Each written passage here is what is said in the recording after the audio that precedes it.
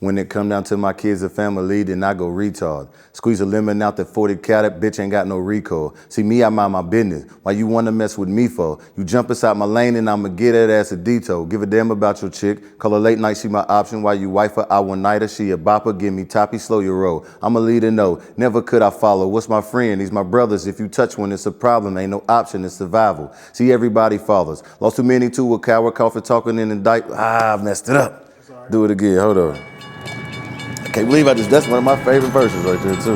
We caught up with master barber and recording artist Curt Rollins at Huntington's West Edge factory to discuss his past missteps, which led to incarceration, to his determination to educate himself and pick up a trade, and his drive to motivate today's I ain't youth. really had no option. Came home, mom had an eviction notice, made a way so we could keep a house over our head. And on the block, it was chaos for real. We was on Artisan Avenue, so 20, 30 people out there. We running up the cars, everybody who got the biggest rock, cops running by, feds taking pictures of us on the auto zone.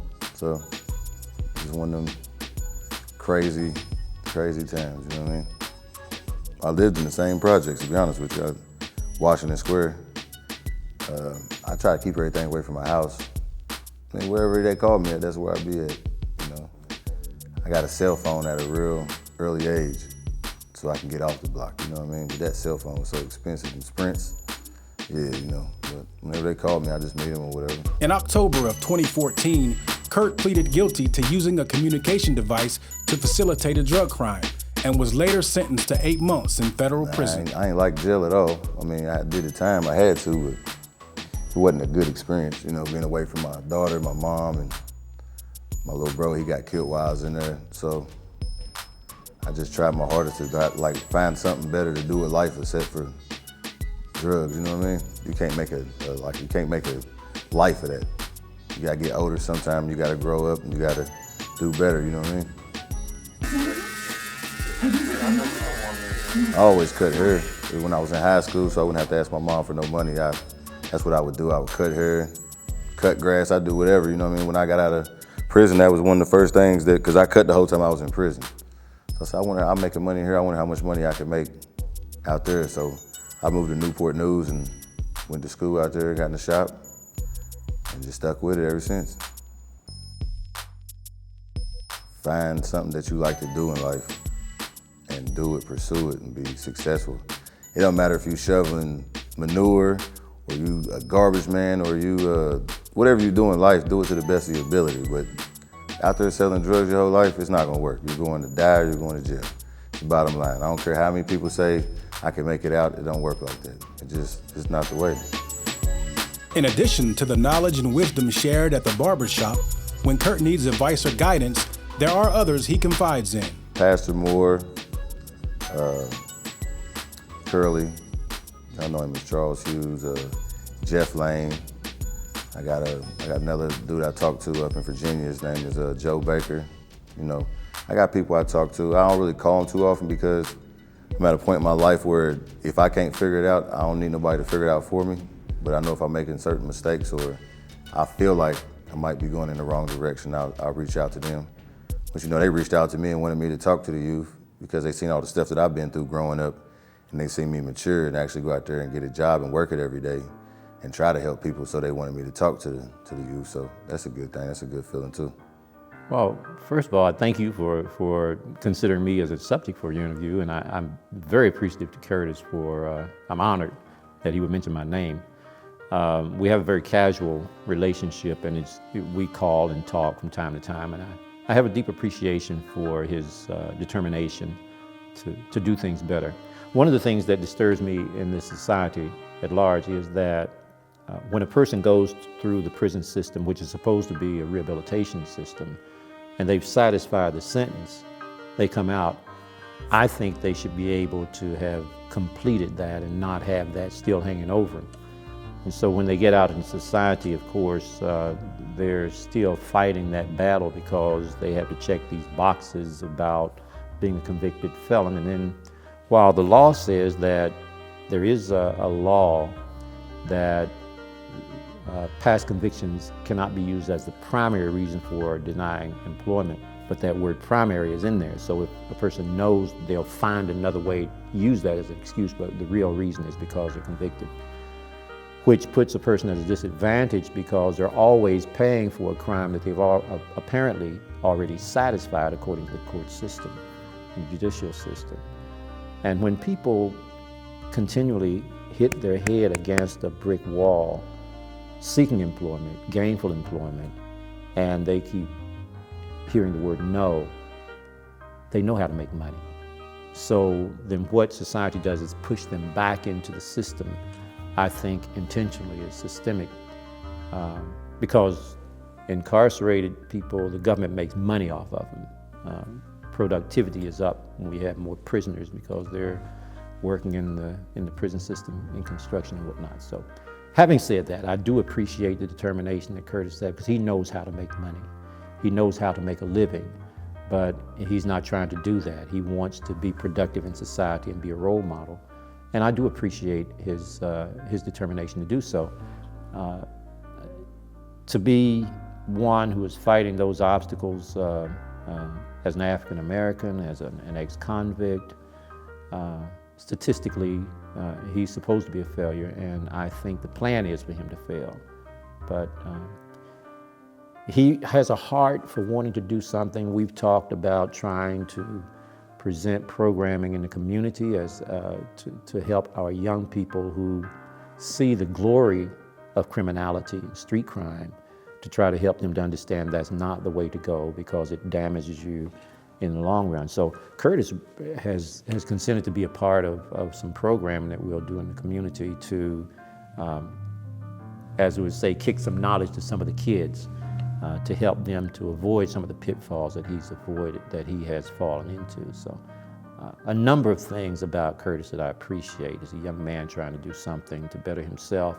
And I feel like if you're just doing what you do to increase your own livelihood, you're really wasting time. I feel like whatever you do in life, you ought to do it so that you can help someone else. There ought to be some fallout to where other people are helped and benefited. And so I think that's where Curtis is right now. Eleutheromania, an intense and irresistible desire for freedom. I've been doing music for, about 18, 19 years, so I always loved doing that. I remember when he was my brother, watching him rap with his friends. Same thing with cutting hair. Everything I pretty much got in life, I got from my brother, my older brother, Aaron. Like everything he did, I wanted to do or be just like him, you know what I mean? So I've been doing music for a long time. I done had a deal, opened up for a bunch of people. I just put out an album like 2 weeks ago, so it's doing good. It took me like, I'm gonna say, probably like 8 months to record it. I recorded about 100 songs, though. That's why it took so long. I only picked 16 off of it, but I just wanted to tell a story with it. You know, a lot of people put out albums, they just put out albums and it's all about getting high, every woman's a bitch, you know, killing everything. I didn't want to be like that. I love hip hop, you know what I'm saying? Like my favorite artist is Scarface, you know what I mean? So he always had some dope stories to me. So I felt like I wanted to do the same thing. Everybody got an urge to be free. Whether you want to be mentally free, physically, financially, or just free from certain environments. That's what it means, the undying urge for freedom. But everybody wants to be free, you know what I'm saying? Debt free, you know, drama free, everything, you know, that's why I put on the cover of the album where it was a gorilla in the cage, a silverback gorilla. That's not his environment to be in the cage. His environment is his own jungle, his own wilderness. And they put him in a cage, so now, you know, he got the same urge I got. That's what I feel like. I feel like a gorilla in a cage. Instead of going out there and doing something violent like I used to, I use music now. I just take all my frustrations out. My life is based off of, my music is based off of my life. Everything I talk about in my music is my life. Or something I've seen or somebody I know. I don't do a lot of talk about killing or none of that. It's just, I'm in an environment. I'm still in the same environment, but I just don't do the same things in the environment. But I done been through enough to where I could talk about it. Some negative and some positive, but it's like, it's freedom to me. I can express myself. Curt explains the role that the barbershop plays in the community. Man, it's just like a big boiling pot of just talk. You go find out everything going on in the community, everything going on in politics. You get to meet different people, different colors, creeds, nationalities, everything. It's like, it's a good environment though, because I learned stuff from younger dudes sitting in my chair, you know what I mean? Because they done been through something that I haven't been through, or they know a piece of knowledge that I don't know. It's all about just gathering knowledge, and we work in there, it's 8 barbers in there, we work as like a family. We argue, laugh, joke, somebody going through something, we got each other's back. It's the same way with everybody that comes in that shop. That's their outlet to come into the shop for they hour or two to come in there to get away from their families and their jobs and their drama in their life, and they can come in the shop and they can just be who they want to be, you know what I mean, until they leave, So everybody's like, it's like a big community in there. Okay, tell us the name of your shop and just describe a typical day. The name of my shop is Legendary Cuts. It's on 4th Avenue, 1208 4th Avenue. There's 3 barbers we get in there typically at like anywhere from 7:30 to 8:30. So we got a lot of the older gentlemen that come in, maybe retired or somebody working at the courthouse or anything like that. It's a good environment, like as far as a typical day. It's a lot of laughter in there. That's what keeps us there. We watch Sports Center in there, talk about girls, we talk about everything you can think about, but mostly just laughing and joking. And anything we see funny, you know what I mean?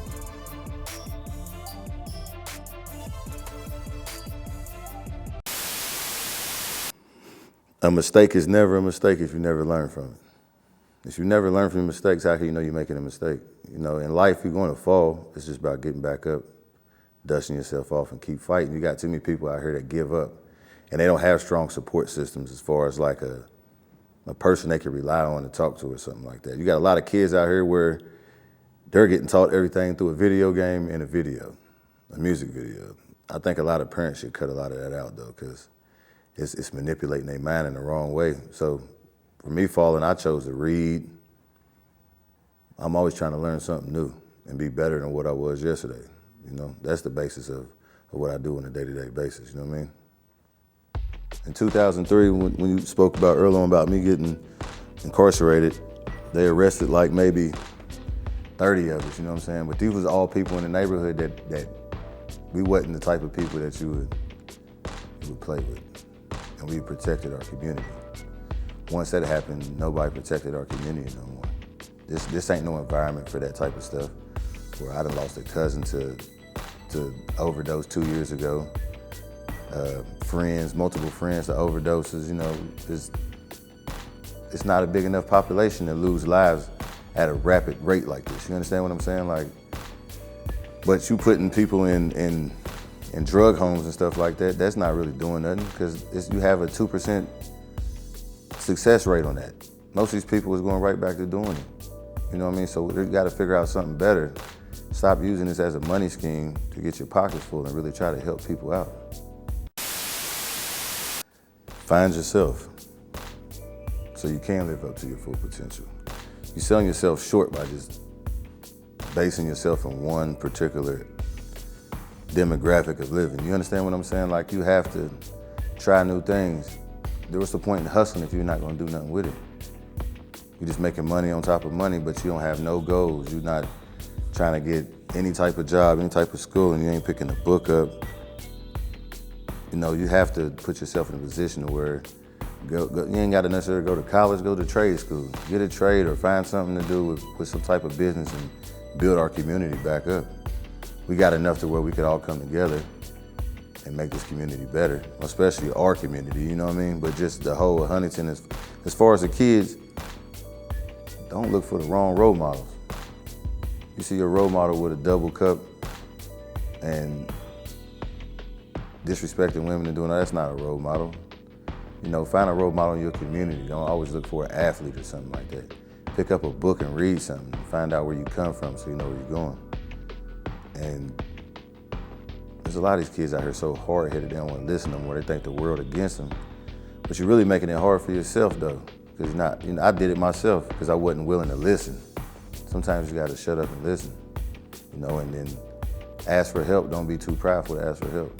Not everybody's your enemy, you know what I mean? But if you're in the wrong situation, get out of that situation. Don't put yourself in a situation that you know you're not comfortable in it just to make yourself look cool for your friend. That's how you go to prison and you end up dead at an early age, you know what I mean?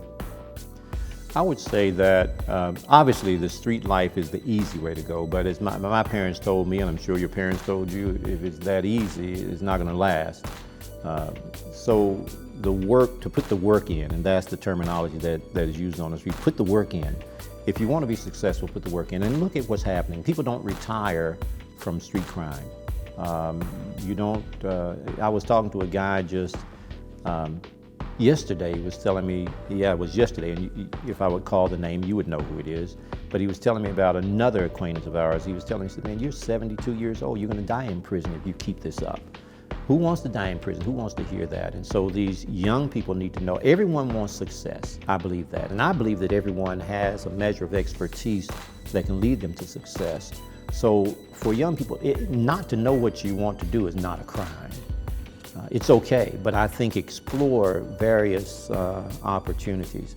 And I was told that one of the common threads in interviewing convicts who are already incarcerated, still incarcerated, was that they almost to a man, to a woman, they said if they could go back and do it over, they would have gotten their education. That was a big thing. And in retrospect, I think that's something that needs to be promoted.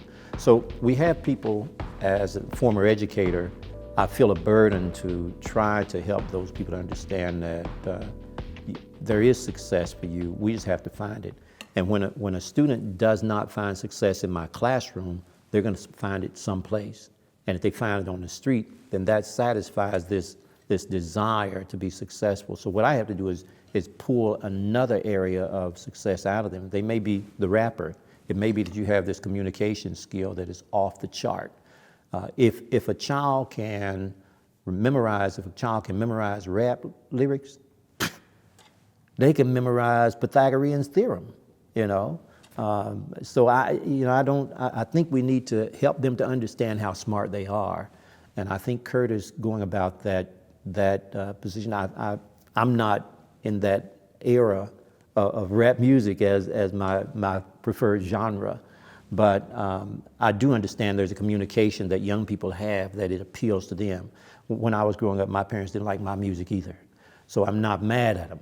But I think that whatever the disposition of the music is, it has to promote a positive message, and one that says you can be what you want to be or what you need to be in order to be a blessing to society. Don't blow your second chances.